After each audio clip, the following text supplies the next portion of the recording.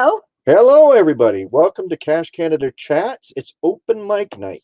We've got a whole lot of people lined up, and we want to introduce you first to Neil Moore and his lovely wife, Wendy. There you go. And we'll bring How's it going? There you go. It's going good. We're all, Wendy and I are both essential workers, so we don't get to lay around all day. It's except normal. For today. Yeah, today. You both have to work today? No work today. Oh. Saturday. Is Wendy spelt with a D or a Y or an I? Wendi. I. There you go. So I can do that. There you go. Hey, wow. If I don't specify, it comes out windy. I've seen that. So I've learned to spell it. Hey. I'm sure that Neil probably goes, "Oh, she's being windy again."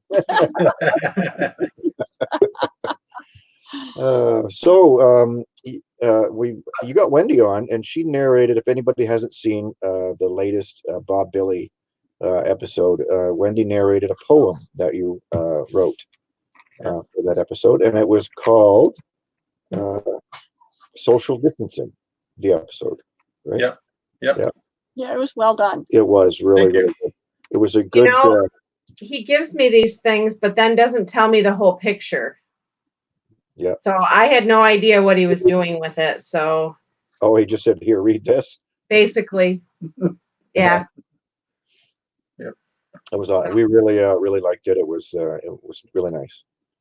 Yeah, it was good. If anybody hasn't seen that, make sure you go to Cache Tale, Neil Moore, Cache Tales, right? Yeah. And check that out and look for the Bob Billy episode. It was the latest one. You've done one since, I think. Right? No. That was the last one? Okay. So That's that was the last one. So the most recent. And here we go. Jason, how you doing? This is the Hailmeister. Hello. Hey. He's frozen. He's frozen. He moved. It's not that cold out anymore. There we go. Does he speak? Can we hear you, Jason? Hey. Oh, I don't know if he knows. I don't know if he can hear us. Hello. Jason. Jason. Can you hear us? Yeah. Oh, there we go. That sounds good. That sounds better. There you go, dog.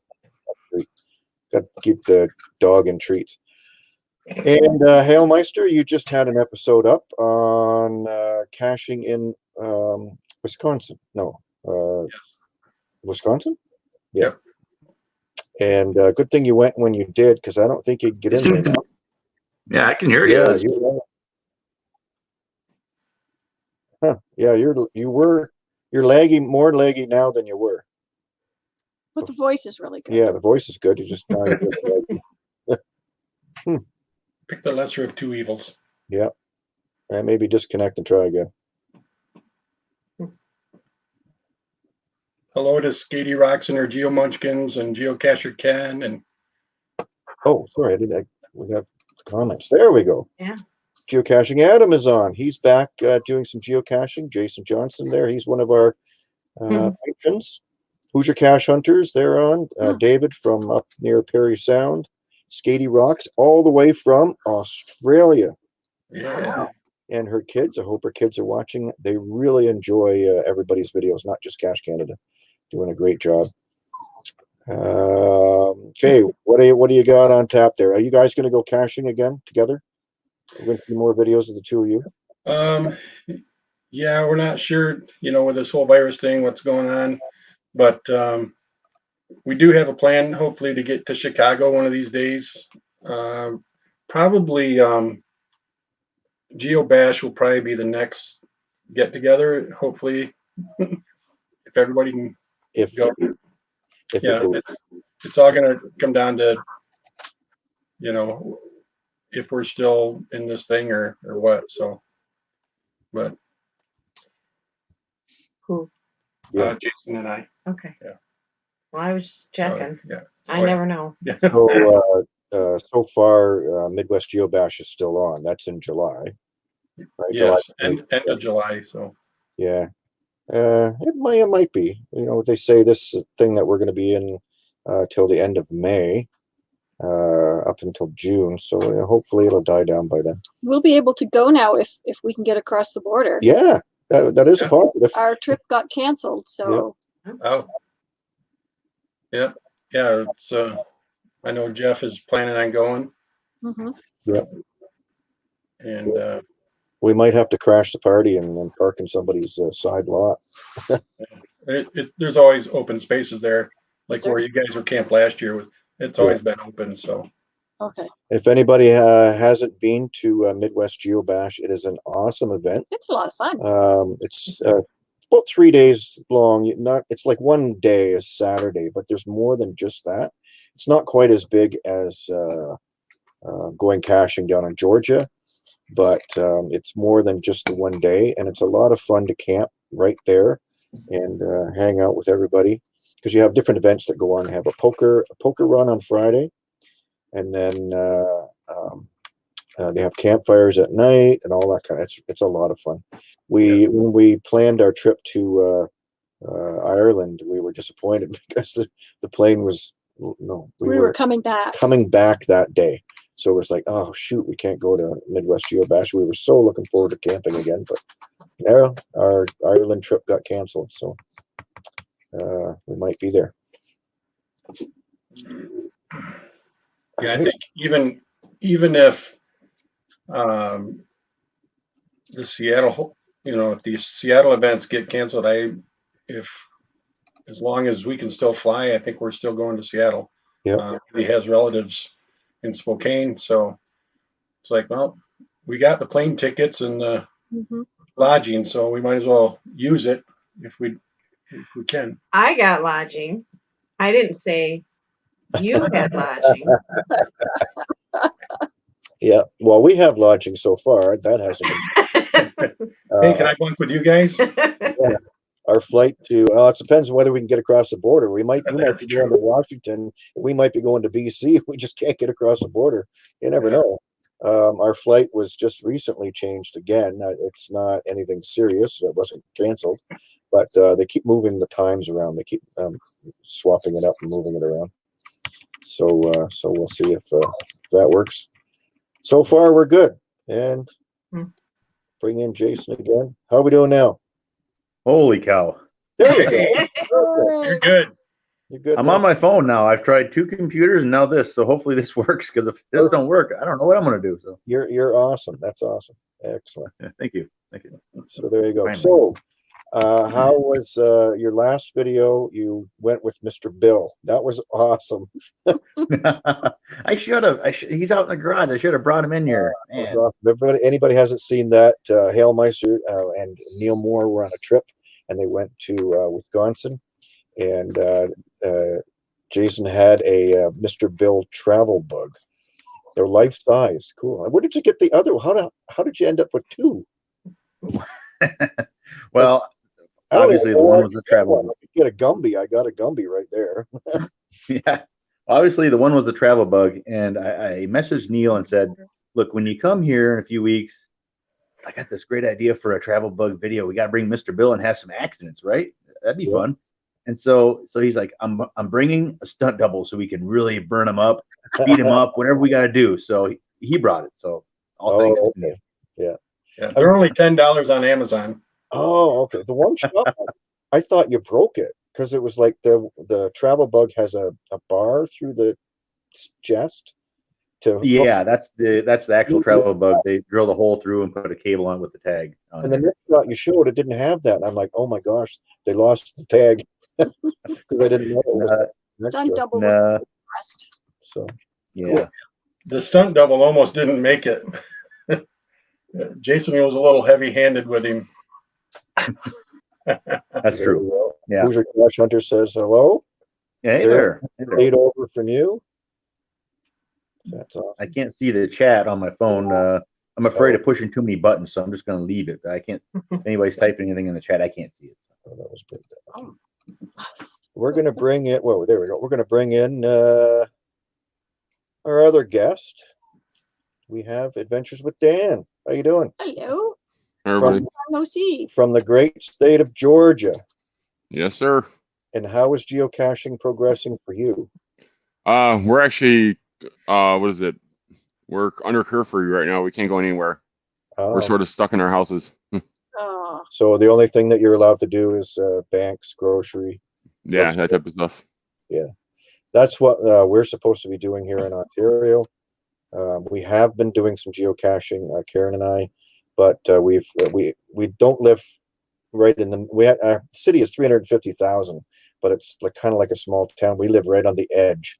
So what we've done is driven out of the city to do our walks. We meet hardly anybody. If we were to walk in the city, we have a walkway right behind our house. We'd meet all kinds of people.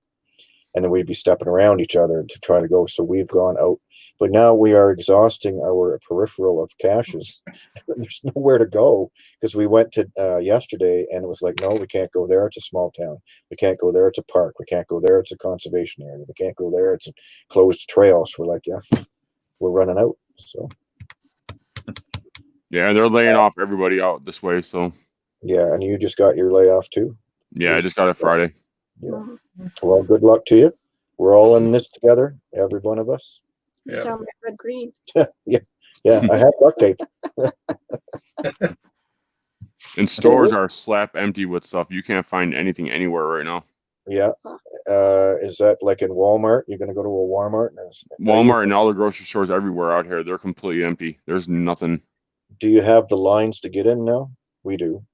We are allowed, I think, 50 people in Walmart at a time. Like they have a line outside the store, and same thing for the other stores, but they're a little bit lower because Walmart's, of course, the size of it is. So Our Walmart's Yeah. like, Limit in? yeah.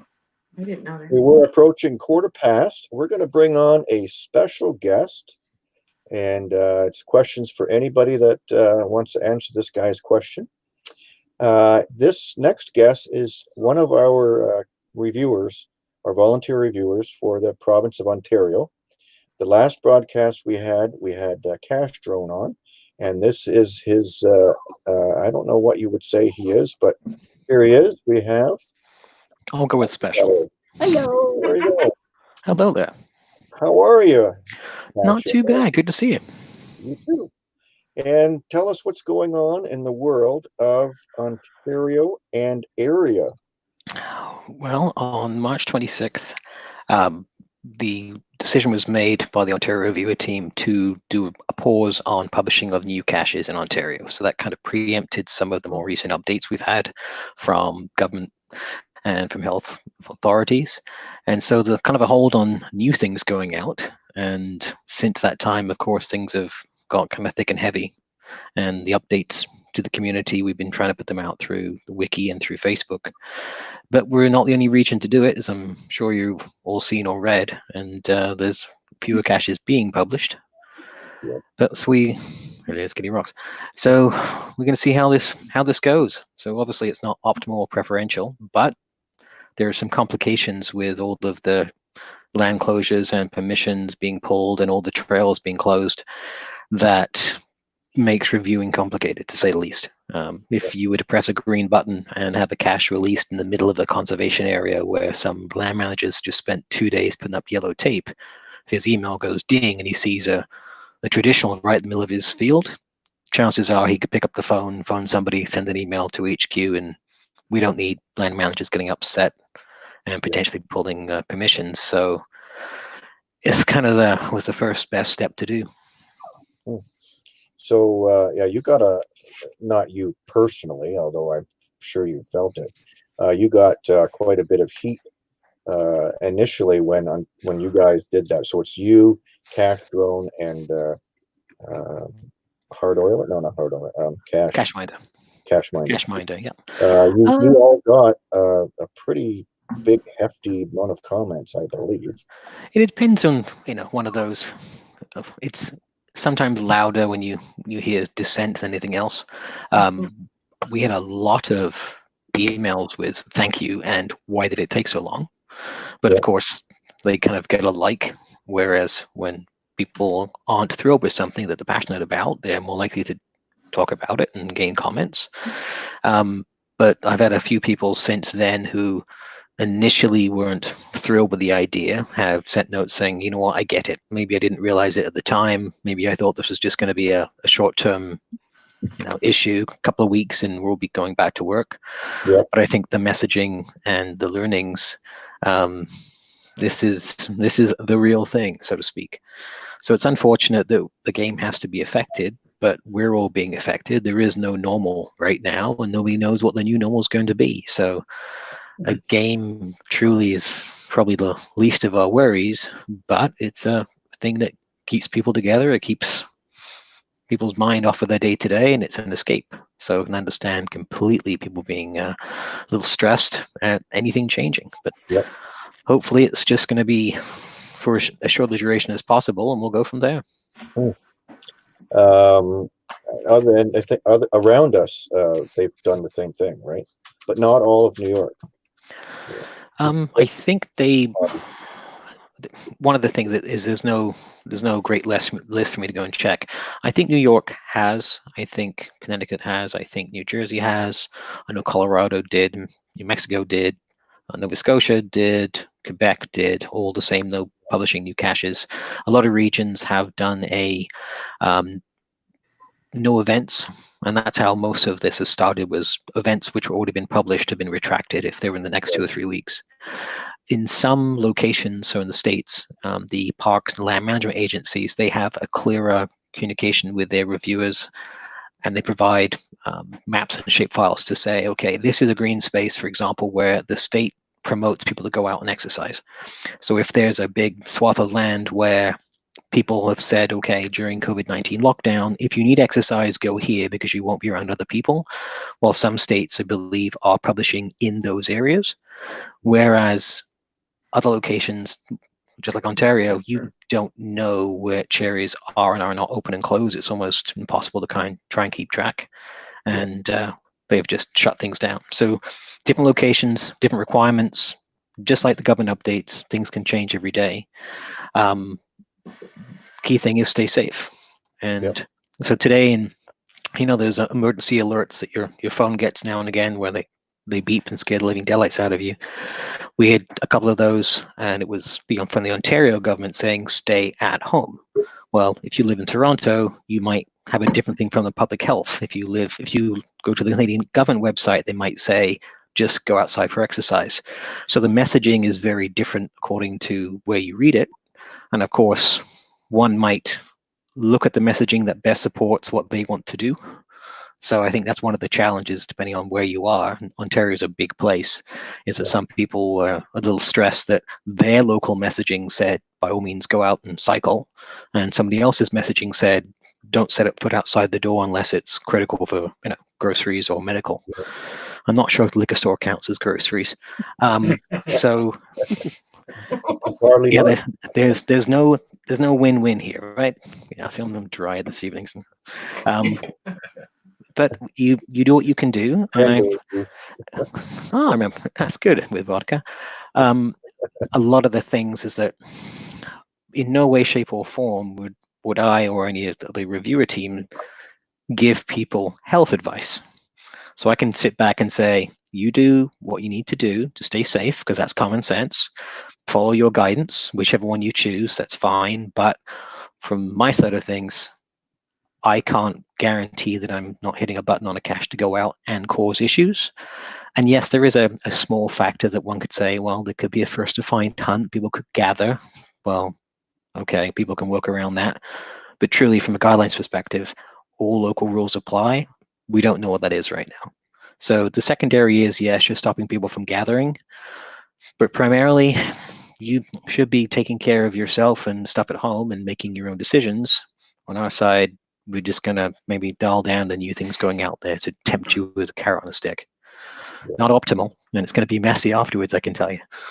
So now, one of the questions that I saw on one of the Facebook groups that we're all in, you and I, in Ontario, is somebody asked about publishing their caches that they're put into a queue, and I think that was what they were worried about. That if I put one in, and then somebody within the distance, say 100 meters, they put one in, mine would get published because it went first, and the other person would have to be told, no, we're sorry, yours can't go out because London Westie got in first, right? And you know all that through your program, right? It keeps track of that. So imagine there isn't a pandemic going on, and you hide a cache and it goes in the queue, and somebody else hides a cache and it goes in the queue, and the one I get to first, it was placed first or whatever else, we have work in progress guidelines. One could turn around and look at those situations and say, okay, we're going to apply the usual logic of the queue to this situation. Well, this is a weird situation. It doesn't happen very often, believe me, that people get that note saying there's a work in progress cache nearby. I like the approach of, how about we wait till it's all over, then we go in the queue and see how many times this actually comes up. And then you can say, okay, well, if we had to come up with a rule and approach or a way to handle this, if we've got 2 of them, it's a lot easier than if we've got 350 of them. Yeah. And the other side is, if you were to turn around and say today, and write it on a whiteboard, this is how we're going to handle it. That's kind of like saying, this is how you can work around it and cause yourself more grief. So if people want to place caches, put them in the queue. Right now, they're getting a very plain note saying there's a delay. When the time comes for them to be, quote unquote, truly reviewed, whether they're looking at that queue in the future or in the past, things are handled on cache. Where's the cache page? Cache guidelines compliant when it was submitted.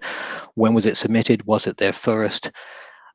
Another thing that people have tried to do in the past is obviously, use Google Earth and try and fill up an entire area just with spots, so saying, okay, I want this trail. Well, it doesn't work that way, because you can't reserve with pseudo places, because the second you change your coordinate, you're like, hey, you've moved all of your caches. We don't want to get to that point. So I think it's just better to say, let's just see how it works out. At the end of the day, we'll turn around and look at how many times it actually comes up. Because truly, if there's 5 of these situations and I say, okay, London Westie, there's another cache placed by somebody else nearby, you're going to go, okay, I'm reasonable, I get it, just like every other time. Yeah. Whereas if we kind of hypothesize on creating another 1,000,000-line list of what to do and where to go and what the workflow is, I'm not sure it's going to get anybody anywhere. Yeah. So let's just cross our fingers and hope that we don't need a 58-page process to go through at the end of this. But really, it's no different than any other time when 2 people submit a cache in the queue, and I think it could be side by side. We could answer this one really quick. Does anybody know if HQ has extended the May 1st deadline? Yes, they have. So that's from 3 Happy Campers in Tennessee. So they've extended the deadline, I think. One of them, virtual caches they just did. I have a virtual cache that's supposed to be published April 1st, but where I'm putting it's not going to be open. So there's no way you can get it anyway. Those were pushed up to December. The Adventure Labs, I believe, were moved up to August, right? It sounds very familiar. Yeah, and reviewers don't have anything to do with Adventure Labs. Correct. And here is a question. You could publish an Adventure Lab. There's nothing stopping from anyone unless HQ steps in. So if I had an Adventure Lab ready to go, like Karen does, she's working on one, she could publish it tomorrow. And there would be nothing to stop that right now. Correct. So there you go. So there's a question. Unless you have a bonus cache with it. Well, you could publish it just wouldn't work. Yeah. What was that, Dan? Unless you had a bonus cache associated with it at the end, like a lot of people are doing. Right. Yeah, and you wouldn't be able to put that bonus cache in. Yeah. Yeah. So then your Adventure Lab would be live, but then you couldn't do the bonus cache. I mean, you could save all the information for later, but you couldn't publish it. So we're going to be working on Karen's Adventure Lab, but we're not going to publish it until after everything is done. We're not going to go through that issue, because now you're like you said, you're inviting people to go out. We might go out on our own personal choice, but we're trying, and we shouldn't be going out at all. I mean, the Ontario government said stay home. But we looked at it as we're meeting less people going for a walk with the dog on the side of a road. We're meeting 0 people. That's our choice, but it's something we can do easy. If we lived where you do Cache Shadow, that would not be an option. Right. You know, the city is so large. I mean, an hour just to, what do they say? It takes 2 hours to get through Toronto or get 5 miles. Not right now. Right now, yeah, You can cycle out of it. It's pretty damn quick. Yeah, it's definitely. I know that people are assessing things as best they can for their situation, and what works for people is what works for people. I think there's that overall concern, though, is that if everybody were able to be locked in the safety in their home, nothing would have happened. It never would have got any bigger. Right. So I can see both sides of the logic. Yeah. So I've been home now, so it'll be my 3rd week. I've been out twice to get groceries. Pre-ordered, parked the car, phoned the number, popped the hatch in the back. Somebody dropped them in the back of the car with gloves, drove, came home.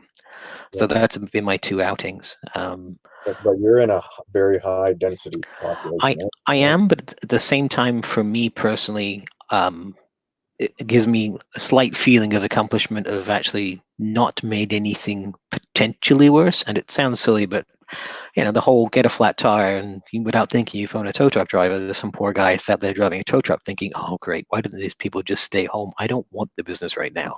Yeah. You've got all those what ifs, but again, where I am here, obviously it's a little more built up. But everybody just needs to follow the advice that they're given, and wherever you are, you have different advice.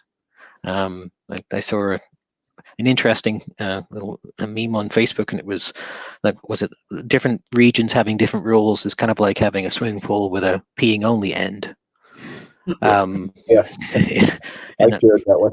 Yeah, and I think that as things change, it's regrettably, I think it might get tighter before it gets better. So we shall see. But I have an awful lot of time on my hands without any reviewing and not going anywhere. So. All right. Any questions there, Neil? You look inquisitive. Yeah. Your area is just locked down. Yeah, our reviewers just posted on Facebook. We have 4 reviewers, and I know 3 of them, I would say personally, but they did just shut us down. They said as of March 31st, they were not going to. They weren't even going to look at the queues. They said don't even bother submitting one. We're not going to publish it. It's not going to publish till. We're not going to start doing anything until after April 31st or April 30th, whatever the month is. Yeah. But so the discussion here in our community is then do you create your cache pages and find your places to hide caches, or maybe you do your puzzles. What is your advice on that for those that are creating cache pages? Just create them, but don't submit them. I think that's what people around here are doing.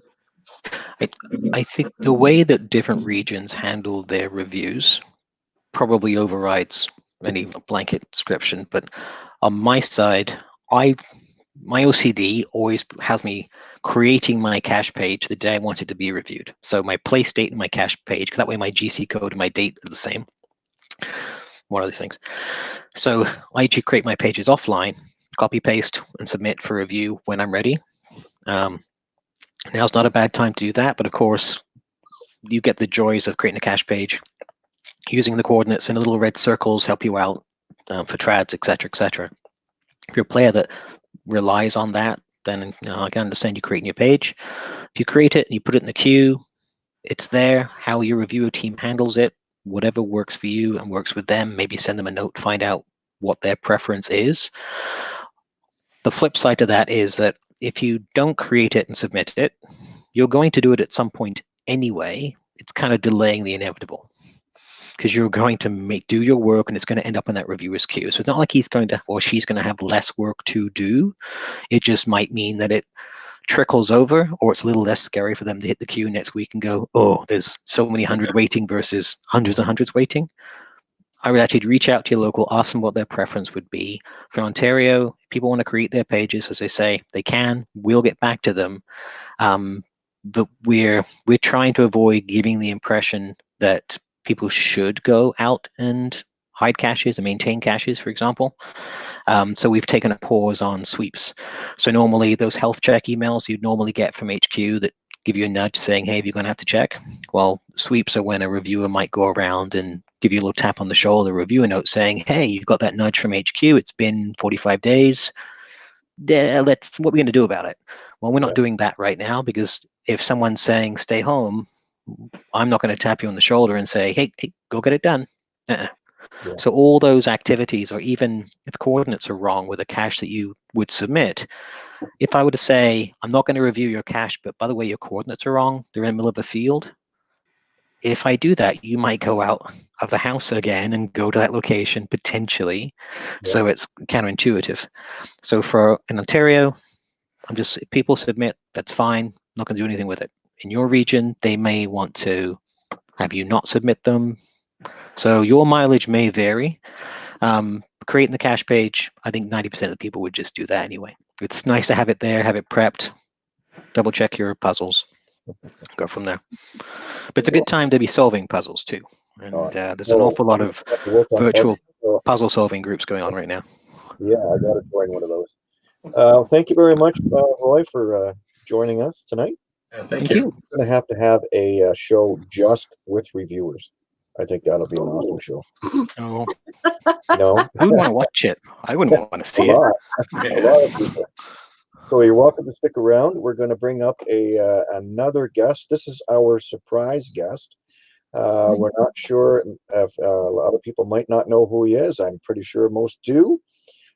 This guy that's coming up was in, I would say, my top 3 for geovloggers. This is one guy I really enjoy. He's not a member of the GCNW, but and there's reasons why, and I'm sure he can tell you. No, I don't. And we want to introduce you to, hold on, I'll bring this up. There we go. Boom. There you go. 10,000 caches with Imbosh. How you doing? What's up, y'all? How's it going? I have to say, when you were introducing Roy for a second, I thought you were introducing me. I thought you saw me. I was like, oh, no, not me. No, I'm cool. Yeah, I'm good. This is an unusual treat to see you on screen. Well, this suits me. If I don't like it, I can just leave, right? No, I wouldn't do that, but well, give us the Dear Journal. Dear Journal, it's strange being around geocaches that are talking about geocaches, because all of a sudden I have all these questions and I couldn't ask them because I didn't know if I should chat or not. I wanted to ask Roy a question. I wanted to add on something to what he said. All these thoughts. That's a good thing. You can go ahead and ask. We're here, and well, a little bit brought up the tire changing. It also made me think. I read people on like the subreddit. Geocaching subreddit, they're talking about maybe trying more difficult caches, more isolated ones, and in the back of my head I'm thinking maybe that's not a good idea either, because there's not a lot of resources. Even the parks are saying don't start rock climbing today, because it might be a bad day if we don't have a lot of resources going on.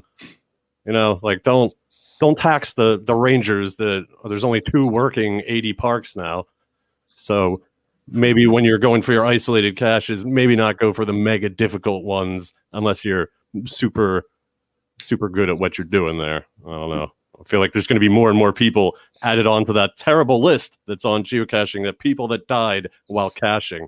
You don't want to be on that one. Yeah. And that's a good point that Roy had. We just go to a back road to go caching or go for a hike, anything can happen. So. Yeah. And, it might be different where everybody else is, but people around here are massively stupid and nobody's paying attention to any of the rules. I was in line waiting to get my toilet paper, and I'm giving the evil eye to the guy that's self-checking out because he's taking so long, and I want him to feel the weight of my eyeballs upon him. And speaking of eyeballs, he's got the gloves on, he's got the mask, he lifts his glasses up, right? Does this with the glove on. Great. So caching, as much as I love it, is starting to take a back seat. There's a few caches I can get. I'm lucky enough to be near trails that I can ride, but there's just plastic gloves, a sea of plastic gloves over every parking lot. Like I can't. I don't know. I feel like I'm going to say something wrong. Yeah. You never. I don't know. Yeah, Neil's taking pot shots at me before you got me out of here. You're like, oh, Phil, we're going to put you in the back. You're going to be like a surprise. And Neil's like, yeah, that's what his mom said. Or something like that. Respond. Like, oh, fine. Thanks for that. You can take it. What's that? I said you can take it. Yeah, I guess so. But yeah, no, this is weird. I don't know that things are going to return to normal. I feel very strongly that get the caches while you can. Yeah, that's a good. Are you in New Jersey or Pennsylvania? Pennsylvania. I'm on the outskirts of Northeast Philadelphia. Yeah, that's what I thought. Yeah, okay. Yeah. Born and raised. Oh, sorry. What the heck? Yeah, Oh, I missed it. just had to get that out of my system. Sorry. Yeah, no. Outside Philadelphia, so, a lot of people around. That's never been my gig to begin with. And I thought when I would go out after the shutdown, because we're still allowed to go out to exercise, they were quite specific. Go out, get your necessities, or as long as you're moving, go ahead and exercise. Don't congregate. Don't have a picnic. Don't do any of that. But if you're on the trails, we'll leave the trails open and you're good. And I thought, wow, this will be great. I can go out. It'll be an apocalyptic oasis and nobody will be around, but everybody is out. That's the only thing you can do is exercise. But again, like Roy was saying, it's just different government agencies. Is it a state park? Is it a municipal park? Is it a township park? They all have these different rules. And it's hard to tell where you're allowed to go. And you go on their Facebook page and I don't know. So I don't know either. And I'm just waiting to be in a park and get a fine because somebody didn't put a sign up. So forget it. You know what? I just stay away from those. Yeah. I'm all hot and bothered by this. So here's Tom. He's one of our local guys. He does a lot of trail caching, and he wants to know of all the guests who is still going out to find a cache and who is staying home. So, Neil? I stopped to do an adventure lab. I think it was Wednesday, and supposedly there's some kind of a ruling that if you get pulled over by a cop and you're not doing something essential, that you can get a $500 fine. Well, I stopped in the cemetery to do this adventure lab, and the cemetery is so big it's on two sides of the road. So the adventure lab is on two sides of the road. I finished the one half and I went to do the other half, and there's a county cop sitting right in the driveway. So that's two parts of that adventure lab that I'm going to wait to do later. And but really between work and home, I'm pretty cleaned out. So if I want to go find something, I've got to drive a half an hour or 45 minutes to find, if I wanted to do more than one. So it's like, well, if something happened to pop up, or if I happen to have to go someplace and there's one close by, I might grab one. I'm not opposed to getting the cache and getting my hands dirty and squirt a little stuff on my hands when I'm done and on my way. So I'm not caching. yeah, Muggle wife doesn't cache. Yeah, Hailmeister, he went out the other day and he found a cache that was a new publication, because they were still publishing caches there. It was about 4 miles from his home, and it was a large bin, but it was the cache was a safety cache. It had wipes in it. It had toilet paper. It had bottles of hand sanitizer, and he used it to. He's going to create a video from it, and he also used it for a video that we have coming out next week that is dealing with the coronavirus and the toilet paper problem. So watch for that some point next week. I don't know when we're going to put that one out, but we're getting a lot of submissions from all different geovloggers to put that on. So I just got ones coming from Phil, and I think Dan, are you putting one in? And the question goes to you, Dan. Are you out? Cash? My issue is the same with Neil. A lot of my caches that I have to find are outside, like 10 to 15 miles, if not more. We've pretty much cached out our home area, and just to go get a cache, it's going to be, we have to go somewhere else to get a cache and find something else to go along with that, like go to the store to make sure we can say, oh, we're going to the store instead of just geocaching, because we got quite a variety to find any type of cache that we want to find. We close out our home area pretty quick. Yeah. And of course, we know this guy's not caching. That's right. No, I think that I got to be mindful as well that if I do leave the house, it's got to be for good reason. My wife will oversee the definition of good reasons, and at the same time, kind of eat your own dog food, right? If you turn around and do something and say people should probably take note, let's practice what you preach. So I'm staying in, doing my thing at home. Yep. Yeah, that's a good plan. And have you done any caching there, Phil? Yeah, I'm not going to lie to you. I have a grocery bag in my car full of essentials that I just, if I get pulled over, I'm going to be like, oh, yes, I was bringing these to my friend. You know, it's all right there. I'm good. No, they were talking about being more aggressive about that. I haven't driven anywhere for caches. Like I was saying earlier, I have a nice bike path that I can get on 20 miles this way, 20 miles that way. There's some patches here and there. But I'm not trying to drive anywhere, not trying to cause a problem. I feel like if I go into Jersey, that I'm just going to get hot. Just people are going to yell at me. They're going to see my Pennsylvania plates and be like, "Get out of here, Jersey!" Jersey's pretty bad. They're one of the leading states in as far as the rate of things going. It's scary. Jersey's always been scary to me, but now it's even more scary. They haven't shut down the borders yet. No, Delaware. If you go into Delaware, which is the tri-state area, if you go into Delaware, you're supposed to quarantine yourself.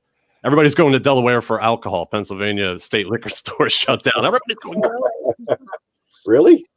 Yeah, and people are going across to Jersey. People are going to Delaware, and the state troopers have to kick them out. You got a Pennsylvania plate. Forget it. You're not getting your alcohol. I don't think so. So whispering. liquor stores are still open. Yeah, well, There you go. Even the regular stores in Georgia have reduced their hours. They're down to almost like less than 8 hours a day now that they're open, and they have like I think 2 hours is dedicated to old people. So they're only open maybe 4 or 5 hours to the general public right now. Oh, Dave could get you beer. We're finding Yeah. that too with a lot of stores here. You want I me to like ship? Canadian beer. they have 2 hours for elderly people for alcohol. No, for just grocery store. Oh, okay, all right. I thought. Whew. Did you ever think at this age you would try to find a senior citizen and give them money to buy alcohol? So who wants me to ship them a beer? You can ship me some. I love Canadian beer. It's one of the challenges. So I was in Dublin actually 2 years ago, and got some beers and realized you couldn't mail them anywhere, so I figured I'd drink them. And when I went to Amsterdam, similar, I bought beers as gifts for people, and then I remembered that you couldn't mail them anywhere, so I would drink them. So I can recommend beers as gift to people, because you are allowed to bring back empty bottles on the plane. Really? Oh yeah, empty ones, no problem. So yeah, I highly recommend buying people beer when you travel.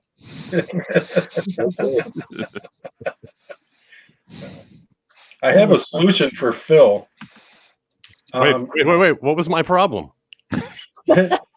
Your problem is you're trying to find some way to go geocaching and be essential. Right. You Okay. just need to make sure that Steve is with you all the time, and he can actually touch the caches and sign them for you. Right. He can be my hands. That's right. I left Steve to come here. I can't tell you the choice words that he wanted me to express to everybody that I left him to come hang out here. But you can imagine what he said. After he put his cigarette out. Yeah. You're not supposed to be sold. Uh-oh. Uh-oh. not the hosts. Yeah, well, it looks like he's singing. You don't want that. Yeah, we missed what you said if you were talking to me. Like this, Dave. Do you like singing, Phil? I guess, sure. Do I like to do it or do I like hearing it? No, do you like singing yourself? Because you look like a musician sitting there. Oh, well. No, it's just an illusion I like to give. I'm Yeah. sorry. I'm sorry if you were expecting me to sing. I don't have anything for you. I'm sorry. And no, Roy, I don't like to sing. She does, but I don't at all. Oh, cool. I don't like singing at all. You can do the traffic report. That works. Yeah, I do. I feel like I'm on Hollywood Squares. X takes the square. Thank you, everybody. On the top of the nines we have. Yep. Yeah. No, it's. But going back to caches for the past 2 weeks, one thing I have done is I've improved my future to-do list, my little goal list. I haven't made a goal list for caches in a few years. Achieved a few of the challenges, the prime ones about a decade ago, and kind of set back from there. This will give me some time to reevaluate how to re-engage myself in the game. I don't often log what I find when I do find things. Yeah, good point, Arnie. Stay home. And I think that looking optimistically when we come out the other side of this is all we can do. So for the time being, as far as I'm concerned, caching's off limits, but it doesn't stop me from solving puzzles, doesn't stop me from going through the cache listings I might have and posting a note on them regularly saying, I will get around to doing maintenance on this. Right now I'm at home. People are disabling the caches in locations that are known to be closed here in Ontario. So typically in Ontario, we have 57,000 active caches, roughly. And usually we have less than 1% disabled. And as of yesterday, I think that's up to 4,700. So cache owners have just looked at all of the places that are closing and decided they don't want to encourage people to go out there. They're doing what they think is the right thing. They're disabling their cache listings. So, my past 2 weeks finding nothing, no big deal. I just got to look forward to when this cloud is lifted and raised. And the biggest thing I'm going to miss is the events. This is great, but the actual sitting there, having those one-on-ones with your friends is probably the biggest aspect I appreciate the most. So I'm just going to look forward to the other side of it. I think it's the best anybody can do at this point. I have a question on disabling your caches. Can you get HQ to disable all of yours for you, or do you have to do them all one at a time? You do them one at a time. Really? That's a lot of work. I'm sure that if you email them, they might turn around and say, well, you can do them one at a time. I'm not aware of any process or any button that does multiples. People do magic with GSAC. That's one way to do it. But okay. We lost you. So we lost the last part of that. One of the joys of maintenance is that you still get to maintain the listing if you own the cache. So yeah. All right. So Phil, what were your questions? You had some questions about geocaching. We have all of us here. We've been around for quite a while. I know Neil has been geocaching as much as we have. I don't want to talk to Neil. 10 years. Yeah, up yours though. What do you got? I was curious. Does anybody still use the image page on their profile? Do people still upload pictures that they take for cache owners? Because InstaSnap and whatever the kids are using today, I feel like that's dominating the field. I look at my images on my profile and it's just a bunch of wet logs that I took pictures of because I couldn't find them and I wanted proof. I'm like, oh man, this is depressing. So and I figure everything I look, it's all, like I said, Instagram. I was just curious. Does anybody else have huge reams of photos of wet paper? That's all that's become to me. Yeah, I'll go first. I post all kinds of pictures, not all of the time, but usually the pictures that I post will probably be very similar to ones that go on Instagram or Facebook or something like that. But a lot of times I'll post whatever's nearby, like the waterfall or something like that, or a portion of the cache. It depends on the mood. Camru cash in there. Like he's saying, what about taking a picture of the logs? Like I'm very adamant, no signature, you are gone. But should I make an exception now because of the virus? People want to take a picture, they don't want to touch it. Hey, I found it, didn't want to touch it. I know some people will take pictures of the logs to show their name on there because there's controversy around, well, he wasn't really there. You know, there's all that couch caching problems. I know a few people that do it that way, or reasons why they do it. What about you, Neil? Do you post pictures on your logs? When I remember, if they're, if it's an interesting place or an interesting cache container or something like that, I might do that. I'm probably about 25% on posting pictures with my logs. But I know, Dan, what about you? Do you post pictures? I used to a long time ago before I did YouTube, because I cached almost 8 years before I did YouTube. So I used to do it all the time when I used to never do it. But now that I do YouTube, pretty much I add the pictures to my videos, or once in a while I'll pop one on Instagram, but most of the time it's just through my videos. Yeah. And Roy? I used to take a picture of every single cache I found, but I wouldn't post it. But I'd always post a picture, if I could, of the location or something that I could look at to remind me of that cache find.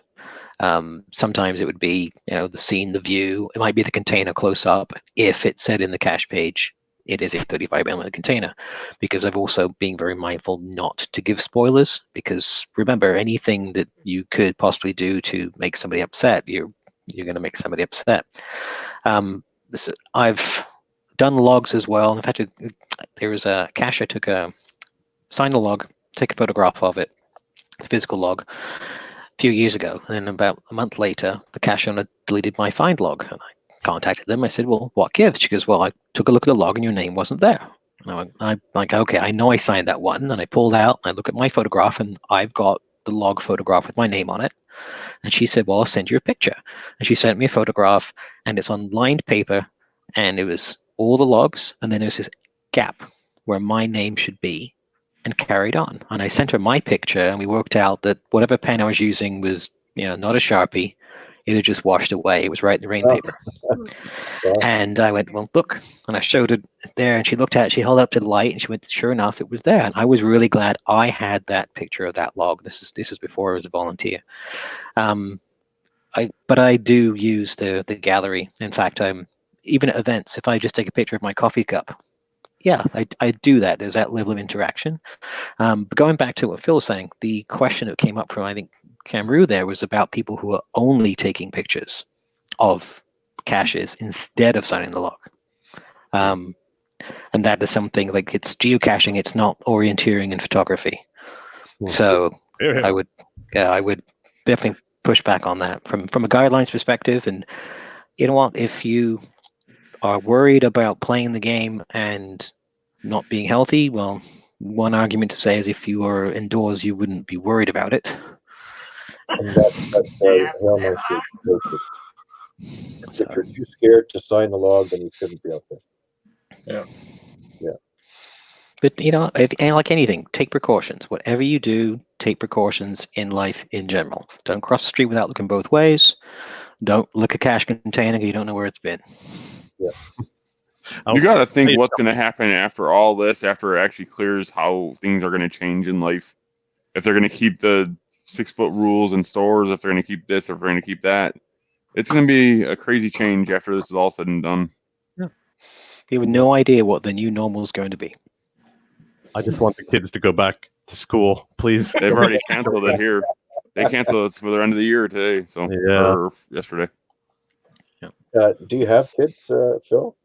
Yes, I have a son who he was in a video. I let him operate the camera once, but it was all, hey, Daddy, look at this. And, he's not as interested in geocaching as I would hope, but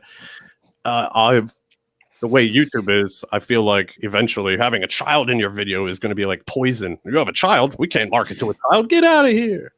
No, yeah, a lot of people that are in debate, but the Hoosier Cash Hunters, they have their kids in there, but it's Yeah, not. no, I'm not saying it's bad. I'm just the way YouTube is kind of Yeah. getting greedy. It's wrong to trade children for puppies, right? Uh, People love puppies. depends on who you ask. So there you go. Tom says, "Can I take a picture of a cache that's 30 feet up and then I'm standing on the ground?" No. Mhm. That's like, I saw it, but no, I'm sorry, your name didn't go on the log sheet. Yeah, no, earlier today was a cache up a tree. I thought, not today, because if I fall, I'm probably going to be waiting an extra hour for somebody to come help me. Not the time to go climbing trees. Well, not the time to go climbing trees. Yep, that's true. Physical distancing, and I think that's something that's going to stick with us. I don't think that's going to go away for some reason. I think it's there for now. I welcome it. Stay away. Stay away, everybody. Stay away. It's going to affect eHarmony stock price, isn't it? I saw somebody comment that on, I think it was on Facebook, that they really enjoy the social distancing circles because it helps them deal with their own bubble. I said, now everybody can stay out of my bubble. But, I promise you, I will never touch your bubble. thank God. So, what are we going to see from you in the future now? About videos. How is the journal going to be now? I have a lot. I just did a thing showing my adventure lab, and now I feel stupid because at the end I said, I don't know where the feedback is. And then somebody commented, I know where the feedback is. And I looked at the feedback, and there was a lot of it when that was what I was complaining about. Apparently, when you make an adventure lab, if you bring somebody somewhere, don't make them search for things that aren't where you brought them to. They don't like that. That was my fault.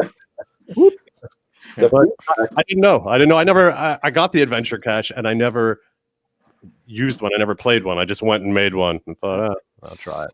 Yeah. How many of you have your adventure labs already out there? And how many of you have one pending? I have one that I have to make. I just don't have it pending yet. I was granted 2, so I gotta make my second one. So from the folks who've created one, if you were to do a one-liner of something to remember when you create an adventure lab for a new player, what would your one-liner gem of advice be? Ooh. Create a story, because mine's a story. Like you're visiting my town, you come in on a train station and you walk the town like you're going to lunch, because I have you go to an old restaurant, I have you go to a museum like you're visiting the town. So it's more like a story that you go on throughout the town, and then you end at the train station again like you're leaving the town after you spend a whole day at the town. You know what's really funny is one of my labs is exactly that. It's at the train station that takes you back. So I'm on board with that. Okay, next one-liner. I think mine would be to Hold on. what? Go ahead. There. Okay. Mine would be to pick something that is very interesting to you and stick to it, and don't let somebody else influence your decision. That's a good. Now I've lost what I was going to say. A lot of people, and I think Cash Drone said this. Maybe Cash Shadow might have said this too. Make sure it's something. Oh, I know who it was. It was Dougie B when we had on 2 weeks ago. Make it something that you really love. That will carry over into your Cache Adventure Lab, because you'll see that energy and that love and desire for whatever it was that you had. So that's my advice. May Go I? ahead, Al. Oh yeah. And you're up. Playtest, or at least go over and make sure your stuff's aligned. You just go over your text with the spell checker mainly. That takes me out. I mean, I haven't done other adventure labs, but would like to suggest that. I feel in caches in general, run your stuff through a spell checker before you submit it. It's not the reviewer's job to make sure you don't look illiterate, but if I'm going to find your cache, I'd like for you to spell the name of the city correctly. So I'll give you 2 actually. One is because there are very few adventure labs that include YouTube videos. And if you're good at editing video, as illustrious hosts are, as in impeccably good at it, it's a great addition to be able to have a video at the end of your adventure lab stages. So if you have the smarts and the time, you can do that. That's an added bonus. But the one thing that in my mind for all adventure labs, the start of your description for your stages, if the first line in your text description is the actual coordinates you want people to go to, the Adventure Lab app is awesome at saying that away or that away. It doesn't actually help you get to where the stages are. So at least if you've got the coordinates of those locations in your text, caches can pull out their GPS or their mobile app, type it in, get there, and enjoy the stage versus the how do I actually get, great, I've walked all this way and now there's a stadium in front of me and I've now got to, forget this, I'll come back another day. Yeah. So that's another bonus, is if you have your first line of text in your Adventure Lab of your actual coordinates, it really helps people out. Yeah, and I added that after you commented to me on that. I added that to mine because my Adventure Lab, the segments or the locations are all miles apart. Probably the furthest apart is probably 25 miles between two stages. So I've added that at the beginning, like you said. Awesome. There you I've go. taken everything that everybody said here, and I'm going to present it in a video as if I just came up with it myself. So thank you very much. Good idea. Awesome. had Like a nothing less. Done. Yes. I'll create a video where I suggest it to you. I'll just, screen cap this and play it back and have you nodding and talking to the microphone. Yeah, certainly. I had a question for you, Phil. I watched the video you just put out about your Adventure Lab. Now, it shows you walking down the sidewalk. Is that in your Adventure Lab itself? Yes. At one point, I like to call it an exploit, I guess, on humanity, where if you've used YouTube, maybe you have, I don't know, you can tell how long you can tell how long the video is. And if you've already had two parts of the Adventure Lab where this guy's being really annoying with his Adventure Lab, and now you see a 5-minute video, you're going to go to the end. And I thought if I tricked the person into thinking that they had to follow walking the path, that they would just jump to the end and say, all right, well, that's where he ended up, I'll go there. But no, I just slipped in the password while I was reciting poetry. It's really weird saying this out loud to somebody now, I realize. But yes, I was really walking around hoping to trick somebody, and it worked. So I guess I'm happy there. Like, quoth the raven, nevermore. Bubblegum. Yeah. It was worth a shot. Hailmeister said he added 20 seconds of video at the end of each of his stages. So that's good. I would like to do another Adventure Lab, but get really creative with it. I think Phil's probably, I'd love to do his Adventure Lab just to see what it was like. But I'd like to do a more creative. I didn't rush mine, but I'd like to do more with it. Well, you got time now. I do. See, yeah. I did most of my creation on my lab at home, and then when I refined it in the field. Mine had some technical aspects to it though, which lots of QA. But it's a great concept, and I think what's going to set them apart from each other is word of mouth. And I think if you've got a great Adventure Lab, people will go and do your Adventure Lab specifically. And I've seen that by reading some of the logs. Before they changed the Adventures Lab back to the Adventure Owner, I actually put a trackable code, the public one, not the hidden one, in my screen saying, if you want to provide feedback, go to this trackable code and use a post note and give me feedback. And that was how I did feedback on my lab originally.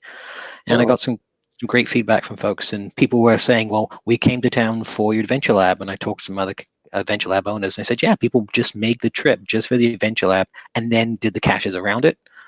So I certainly think the effort is there. If you've got that Adventure Lab credit, put the extra time in. Don't just try and push it out just to have one. And now you've got extra time to do it. So absolutely test. Because even sometimes you find it works on one phone and it doesn't work on another. So one thing that when people are setting up an adventure lab, if they haven't done one yet, you do not get feedback. You have to go looking for it in the builder. So when you're done, you're not going to get emails every time somebody does your adventure lab. You have to go into the builder and then look for the comments that people leave. That's, I think, if I were to put money on it, I think they're going to change that. I wish I knew about that before I made my video, and then I wouldn't have looked so stupid complaining that I couldn't find any. Correct. You also can't edit them, if I'm not mistaken. Like, I can't go back and fix my mistakes, right? It's there. No, you can't edit it. They originally they said it's not recommended to edit because somehow it does it, but I don't think it does. You can go and change some things. I had to change something. Was one of the stages. The wording is on a flat piece of pavement on like on a pedestal. That's like a spire, but it snowed. So they didn't know that they needed to look on the flat ground, and I'm like, oh, okay. So I changed the hint a little bit so it made it more obvious. And one of the challenges is when you fire up your Adventures Lab and it kind of grabs the information, it's in your phone. So if you make an edit, it doesn't necessarily mean that the person who's got it in their phone is going to get that edit. It's not the same as their web page. So I think that's probably a challenge on the back end for editing it afterwards. Yeah. So yeah, beta test. Yeah. It makes it fun. Yeah. UDAC says he has videos with hints and where to find the bonus cache. That's pretty cool. Yeah. And 3 Happy Campers, they like the TB for tracking feedback. That's a good idea. You could still do that. Yeah, we've done that actually a couple of games on Facebook. I've done treasure hunts and through Facebook groups before, and I use a trackable code. I give people the discover only code and say, okay, go out and find this object. Go find me a thing with a geocaching logo. Take a picture of it, and they post it on the trackable with their picture, and they get their entry into the treasure hunt. And I just go to the trackable page, and I got the whole gallery with all the pictures, and there's no issue about personal information because they're using the caching name, using the website, and I can flick through the gallery and look at the entries. So trackables are kind of handy for that. Here's a nice comment from LGT. She said we did a great video on her Adventure Lab. So we've done 3 Adventure Lab videos so far. Our first one was with Neil Moore when we were out in Grand Rapids. That was before they added maps to the app. So that video is actually our most watched video we've had. It has over 2,500 views. And we had to do an update because once they added maps, we did a second one, and that just boom, right off. A lot of views from that one. And the third one we did was actually going to all through an Adventure Lab. I looked at, we didn't know what the Adventure Lab was about. Basically, it's Paris, the little town of Paris. That's all I knew. And we just went and experienced it and videoed the whole thing, front to back. And there was a bonus cache. The only thing we didn't show was the bonus cache. So then that was knowing, and they know right ahead that you're going to be seeing everything about this Adventure Lab. We are spoiling it, basically. And she was okay with that, but I think it turned out well. And even though we showed you what that Adventure Lab was all about, you will still get that experience of being in that small town. So it's not like it was I'm never going to do that one now. So Has anyone here ever spoofed their location to falsely log an Adventure Lab? Raise your hands. No? Just checking. I heard about it. I think we need to spoof in some of our videos and create false locations. Just right. Red herrings. I would my Adventure Lab, I actually have the ability to change the answers, not through the lab. My Adventure Lab uses secondary clues, and I've switched them up now and again because the number of times I've had people try and fake the location to log it. And I specifically went and found some things which the YouTube Street View was out of date. So they'll message me and say, I tried the correct answer, which is this. I'm like, no, you didn't. I know where you got that from. And so as Google go along and update the graphic online to the real current one, then I flip the answer in my system at the back end to change it. So my Adventure Lab has questions that change because then I ask questions offline, not within the Adventure Lab itself. And it's interesting watching the folks who sit in this booth in their locations. Yeah, that's one thing, yeah, people need to be aware of. And I think with my Adventure Lab, in some cases, in most cases, I think you could actually get the answers. If you Googled or Street View, you could probably find it. And I was okay with that, because if you want to really do mine, you want the bonus cache, which is a 4-2. In order to get the bonus cache, you have to be there. There is no way you're getting the answer unless you're there, because that was what the video part took in, was at the location. I was in my War of 1812 uniform, and I told this is the answer for A equals, and then I read the question, or stated the question, and you had to be on site right there to get the answer, and that you could not see it. Not one of them well, maybe one. There's one. You still have the best dressed intro to an Adventure Lab video ever, by the way. Just, Well, thank you. We're coming up to 8:15. Our next video is coming up. It is not. It's called Whiskey, a Cache, and Joe GPS. It is not the way I had envisioned it when we started shooting it. This video was shot at in Lynchburg, Tennessee, at the Jack Daniel's Distillery. And when I started to edit it, it became very obvious that the sound was horrible. So I did a lot of music with a lot of narrative.